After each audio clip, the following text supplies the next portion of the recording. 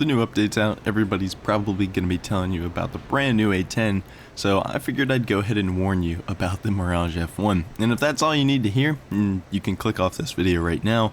You've pretty much got the gist of it. But we're going to get into why I think the Mirage is actually probably the worst top tier in the game, maybe even the worst amongst all the 11.0s even, not just the 11.3s. The way it sits right now, I'm honestly not going to touch it ever again after having made this video.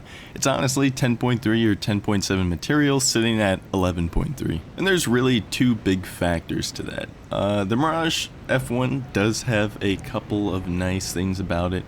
The missiles though are, well, extremely disappointing. And while yeah, they are 30G Fox 1 missiles, which are the heaviest pulling missiles in War Thunder, at least for semi-active radar homing, they have no CW illumination. I think their guidance is pulse or whatever. I'm not a genius, I don't know what any of that means exactly, but what I can tell you is that the missiles like the R-24 and the Sparrow that have the CW guidance is why they're able to continue tracking after a target has deployed chaff. The Mirage F1's Matra 530 Supers, or whatever they're called, cannot do that. So basically chaff works like flares against these SAR missiles, and at top tier that is completely unacceptable. If somebody gets one of these missiles launched at them, they don't have to do a 90-degree chaff, they don't have to even necessarily try to notch it, they literally just have to drop chaff in any way that isn't just flying straight, because obviously the chaff is going to be behind them, and the missile's going to switch targets to the chaff. Moving past that, you at least have two magics, which are great infrared missiles, but they are infrared missiles, and those are not too strong in the current state of War Thunder. So you have 4 missiles in total, and all of them can be defeated with a single key. The radar set is nothing to write home about. It can work, it's just not the best. You get MTI mode instead of pulse Doppler, which, considering that this MTI mode has no altitude limitations like the MLDs, it's actually not too bad. I find personally that MTI is a little bit more difficult to get that 90-degree notch than pulse Doppler, but that's just my experience, I could be wrong. Another big problem with these Fox 1 missiles is you see I am having a really hard time getting a firing solution on these targets in MTI mode that are flying straight at me. But they are low altitude, so I suspect that is why. It's just something to keep in mind, something that, say, an EJ Kai, a Vigan, an MLD, an F4J, you name it, all these other look-down, shoot-down aircraft could have made that shot easily, and the Mirage F1 is just not capable of doing that. To shit on the Mirage F1 even further, you get DEFA cannons, which are honestly my least favorite cannons in top tier. They're pretty bad, they don't do consistent damage, they're not that easy to aim, and the Mirage F1's rudder is a little bit wonky, so it makes aiming it a little bit difficult sometimes. It's not, bad per se like some of those other planes that are famous for bad rudders, but it's just a little bit annoying to try to line up shots at certain speeds with that rudder.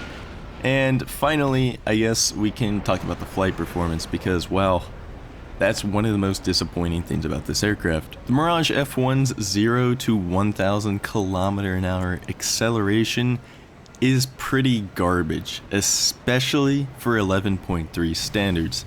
You're going to be accelerating 0 to 1,000 kph about as fast as a Mirage 3C, which sits at a battle rating of 10.3, if that tells you anything there. I didn't do a particularly scientific test, so, I don't know how much faster or how much slower it is 0 to 1,000 than a Mirage 3C, but I'm just going to tell you that having something to be compared to a Mirage 3C at 11.3 is pretty pathetic and makes for a pretty unenjoyable gameplay experience. You're going to have a hard time getting energy back in this plane because you just don't have acceleration. I would be pretty confident in saying that it's currently the worst accelerating top tier plane in the game. The acceleration past 1,000 kilometers isn't too bad. The supersonic acceleration is something that you're going to be more used to with other top tier planes, but of course it's nothing even close to the top end of the fastest accelerating planes in the game. So that's not anything to particularly write home about either. It's just at least one thing that is up to the standard of top tier on the Mirage F1. Your maneuverability is not too incredible, but it's not terrible either. You can dogfight with this plane, for a couple of seconds anyways, until you run out of speed and you're not going to be able to get it back because of your weak ass engine. I'm going to be fully honest with you and telling you I have not played that many games in the Mirage F1, but I really don't need to, and I never plan on playing any more games ever again, unless I have to if something changes. It's just that bad that I can tell right off the get-go that this is a plane that you want to save for last as far as grinding.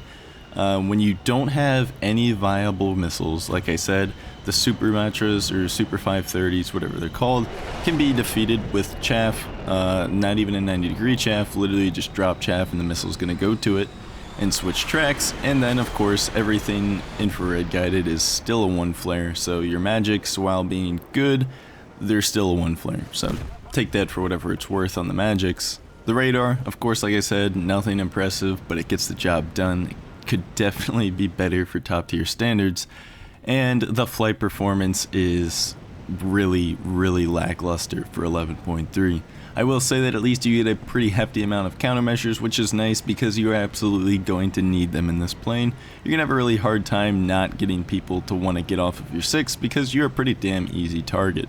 Personally, I would have much rather preferred that Gaijin added the Mirage 2000 right now, even if it requires a little bit of watered down weapon loadouts, because I know it probably would be a little bit ahead of the times we're in War Thunder.